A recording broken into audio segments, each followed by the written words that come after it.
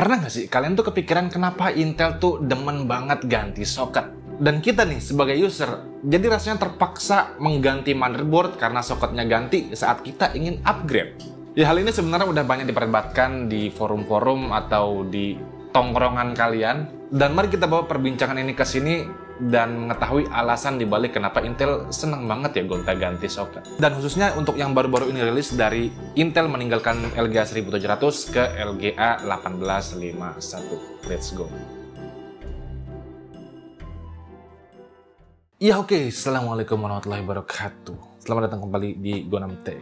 Intel senang banget gonta-ganti soket. Ya sebenarnya ada beberapa alasan utama mengapa Intel sering merubah desain soket mereka. Alasan-alasan ini akan gue bahas satu persatu. Yang pertama adalah perkembangan teknologi. Jelas, Intel membuat arsitektur baru. Di setiap generasi prosesor, Intel membawa arsitektur yang berbeda dengan jumlah core, thread, dan fitur-fitur baru yang berkembang. Perbedaan arsitektur ini seringkali membutuhkan desain soket yang baru untuk mengakomodasi pin yang lebih banyak dan koneksi yang lebih kompleks. Bahkan terkadang perubahan arsitektur di soket yang sama juga udah menuntut kita untuk upgrade ke motherboard yang lebih baru. Seperti contohnya di LGA 1150, yang mana itu ada V1 dan V2.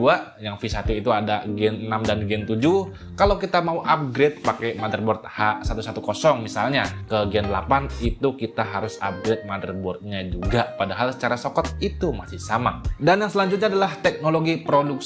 Ya emang peralihan teknologi produksi yang lebih canggih seperti proses dari 10 nanometer ke 7 nanometer itu juga memicu perubahan pada desain soket yang mendukung fitur-fitur baru yang memungkinkan untuk teknologi tersebut. Nah, next adalah kompetisi ya. Tekanan dari kompetitornya AMD emang ketat banget mendorong Intel untuk terus berinovasi dan menghadirkan produk-produk yang lebih baik. Perubahan soket dapat menjadi salah satu cara untuk membedakan diri dari pesaing. Ini terbukti dengan tanpa adanya AMD, kayaknya Intel merasa nggak perlu berkompetisi. Jadi boleh jadi ya saat ini Core i7 itu masih 4 core 8 thread. Ya ini asumsi gue aja. Tapi emang tekanan dari AMD ini emang mendorong Intel untuk tetap berinovasi. Nah, poin selanjutnya dari kompetisi adalah perlombaan fitur ya. Intel dan AMD seringkali terlibat dalam perlombaan untuk menghadirkan fitur-fitur terbaru seperti dukungan untuk memori DDR5, PCIe 5.0 yang terbaru, atau AI Accelerator. Fitur-fitur ini mungkin sering membutuhkan desain soket yang berbeda.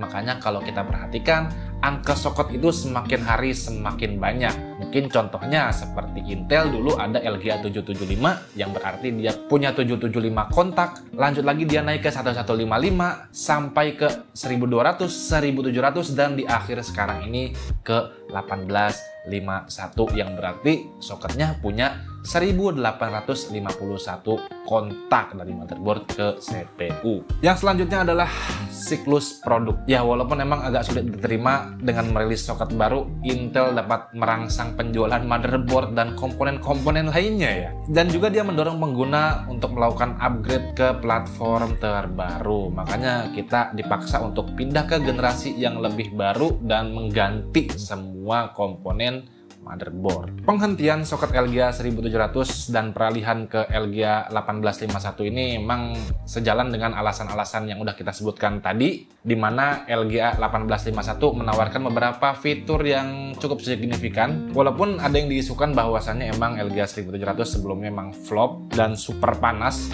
tapi terlepas dari itu emang udah siklusnya si Intel untuk mengganti, karena emang biasanya hanya beberapa generasi ganti soket, beberapa generasi ganti soket. Nah, yang pertama adalah jumlah pin yang lebih banyak ya. Ini memungkinkan dukungan prosesor dengan cache yang lebih besar dan fitur-fitur baru. Walaupun secara jumlah core ya generasi ini nggak bisa dibilang meningkat ya, bahkan berkurang. Karena dia juga menghilangkan hyperthreading, di mana flagshipnya yang dia P-core-nya masih ada hyperthreading, di sini udah nggak pakai hyperthreading, yang berarti jumlah logical core-nya itu lebih sedikit. Nah, selanjutnya bandwidth memori yang lebih tinggi ya. LGA 1851 mendukung DDR5 dengan kecepatan yang lebih tinggi. Yang ini sangat penting untuk aplikasi yang menuntut kinerja tinggi, dan saat demo perilisan Asus ROG Z 890 ada demo overclock RAM bersama Mas Alfa Jonathan, di mana Core Ultra ini bisa achieve clock sampai dengan 11.000 MHz. Kencang banget ini. Iya, peningkatan ini sih lumayan mencolok daripada generasi sebelumnya, yang mana emang untuk nyentuh 10.000 itu udah susah-susah banget, bahkan 9.000 aja udah susah. Lanjut, peningkatan PCIe ke Gen 5.0 yang meski pengadopsiannya ini saat ini belum banyak, tapi ini tetap memberikan bandwidth yang lebih besar untuk perangkat seperti SSD NVMe yang generasi terbaru dan juga untuk GPU. LGA 1851 atau Arrow Lake ini sebenarnya memiliki potensi yang cukup besar. Seperti kita ambil contoh flagship Z series ini, Z890 dari generasi sebelumnya itu punya beberapa peningkatan seperti peningkatan PCIe lanes dan generasi PCIe yang sudah Gen 5 semua yang mencakup NVMe-nya juga. Memorinya juga support clock lebih tinggi dan lebih optimal untuk NPU. Ya karena prosesornya juga ada NPU-nya. Di sini kita ambil contoh Asus ROG Strix Z890F Gaming Wi-Fi. Ya karena gua belum kebagian CPU-nya, ya bagi-bagilah sama YouTuber besar dulu, nanti kita biasanya di akhir dapatnya. Jadi kita bahas motherboard-nya aja dulu. Makanya gue disclaimer di sini, gue nggak bahas performa Core Ultra, tetapi gue membahas motherboard dari si Asus ROG Strix. Ya, desainnya emang ini identik dengan gaming banget ya, namanya juga ROG, dan itu tergambar di motherboard ini. Bukan cuma desain aja yang agresif, tetapi secara core pace ini juga menggambarkan hal serupa, di mana dia punya VRM-nya itu luar biasa, yang totalnya ini ada 21 power stage yang dilapisi dengan heatsink yang tebal. Nah, berbicara tentang heatsink, bukan cuma VRM-nya aja yang dikasih heatsink sama Asus, tapi NVMe-nya juga ada heatsinknya, dan yang di bawahnya ada heatsink berbentuk backplate-nya juga. Nah, untuk heatsink yang paling atas ini dia pakai Q-release yang emang gampang banget dipasang dan dilepasnya, dan nggak perlu pakai baut, pakai tangan aja guys, sudah langsung pasang lepas, ini enak banget. Dia punya 5 slot NVMe yang emang satu NVMe itu berjalan di Gen 5 dan sisanya itu berjalan di Gen 4. Nah, untuk RAM-nya sendiri Asus ROG Strix Z890F Gaming Wi-Fi ini punya 4 slot yang support sampai dengan 192 GB DDR5 dengan clock sampai dengan 9066 MHz. Lebih tinggi dari generasi sebelumnya yang biasanya diklaim hanya sampai 8.000-an atau bahkan 7.000-an saja. Nah, untuk PCIe dia support 2 slot PCIe, di mana satu slot PCIe yang paling atas ini berjalan di Gen 5 dan yang paling bawah ini berjalan di Gen 4. Nah, sesuai namanya, di segi wireless dia juga udah support Wi-Fi, ya Wi-Fi 7 dan juga Bluetooth 5.4. Lalu di I/O portnya di sini udah ada USB, ada DisplayPort, HDMI, jack Thunderbolt 4, dan ada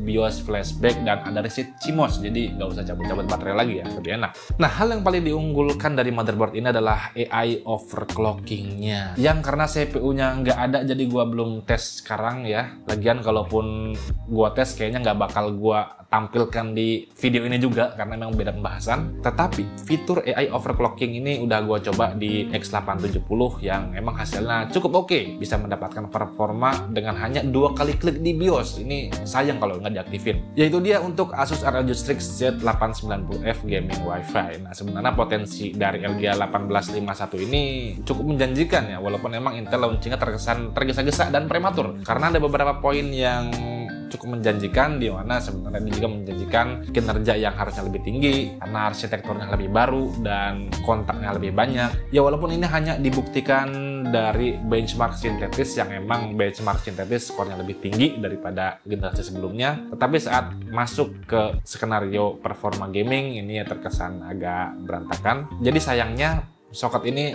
harus lebih dimatangkan lagi agar nanti performa gamingnya lebih mantep. Ya memang kita nggak bisa tutup mata, orang lebih melihat performa gaming ya, walaupun memang performa benchmark sintetis juga dilihat. Dan juga potensi efisiensi energi ya, lebih hemat daya ya, karena klaim Intel emang di generasi ini adalah di push efisiensi dari Arrow Lake dibandingkan dengan Raptor Lake R yang diklaim 58% lebih rendah secara konsumsi dayanya. Yang emang kalau gue lihat di video-video itu saat full load Raptor Lake itu menarik sekitar 500-an watt something, sedangkan si Arrow Lake ini saat full load ini ada di 300 something ya. Emang ini jauh lebih hemat. Dan ya gue juga seneng hal ini kan. Gue itu saat melihat sesuatu yang hemat daya, gue seneng gitu ya. Ya karena proses produksi yang lebih canggih ya harusnya membantu mengurangi konsumsi daya. Ya walaupun terkesan menyusahkan kita, tapi emang dengan Intel mengganti soket ini, pergantian soket pada prosesor ini emang hal yang nggak bisa dihindarkan.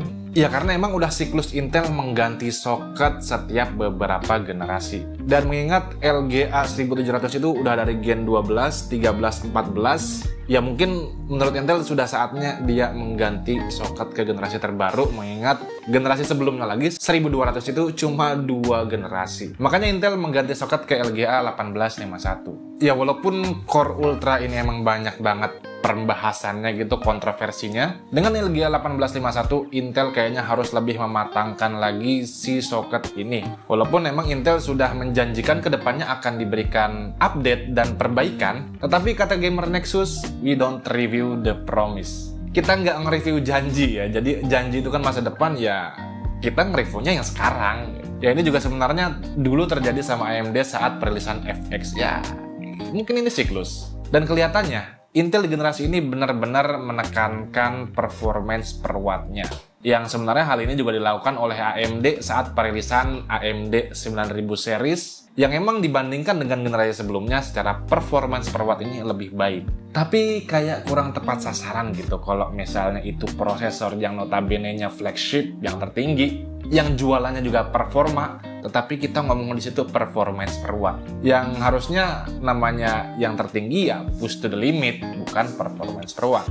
Nah, di akhir yang menjadi pertanyaan, apakah kita harus upgrade ke soket terbaru ini LGA 1851? Ya, gue nggak bisa bilang sekarang, ya walaupun saat gue lihat di Gamer Nexus, dia juga membahas bahwasannya walaupun ini tidak direkomendasikan dan di pasar tetap laku juga ini Intel nih. Tapi untuk kita yang budgetnya nggak banyak, kita lihat dulu lah bagaimana langkah Intel ke depannya. Dan emang kalau kalian ngebet banget untuk upgrade ke yang lebih terbaru, sebenarnya gue bisa berikan saran untuk upgrade ke AM5 dulu, karena AM5 sekarang lagi monster-monsternya. Ya, itu dia pembahasan kita tentang kenapa Intel seneng banget, hobi banget gonta-ganti soket. Kalau kalian suka videonya, boleh kalian like videonya. Kalau kalian tidak suka, boleh kalian dislike.